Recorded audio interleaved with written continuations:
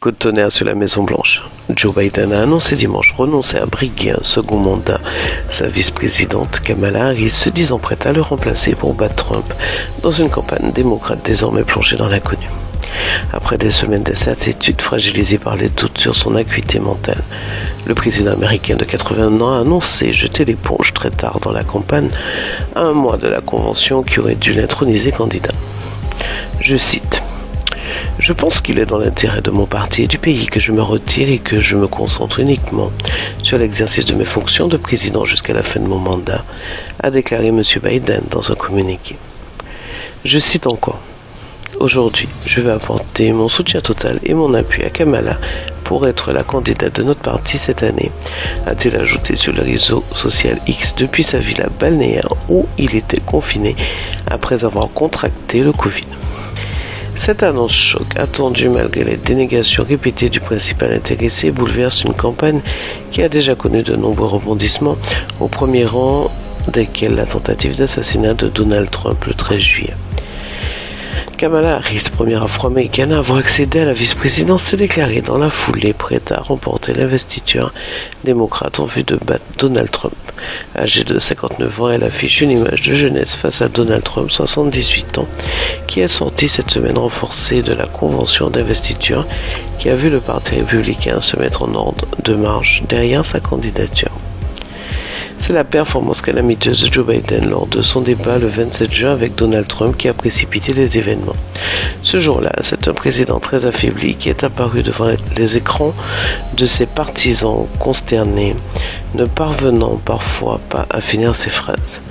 Un spectacle douloureux qui a fait exploser au grand jour les doutes sur son âge, sur lesquels ses proches avaient tenté de maintenir en couvercle.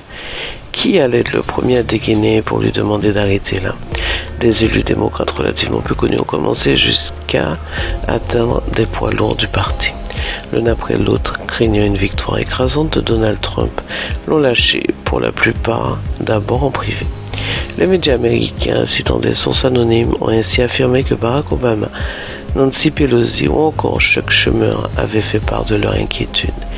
Et les images de Joe Biden récemment testé positif au Covid-19, peinant à descendre la passerelle de son avion, n'ont fait qu'amplifier la nervosité de son camp. Pendant ce temps, Donald Trump, qui a miraculeusement échappé à des tirs pendant un meeting de campagne, semblait lui vivre en état de grâce avec des victoires judiciaires et une consécration lors de la convention du Parti républicain.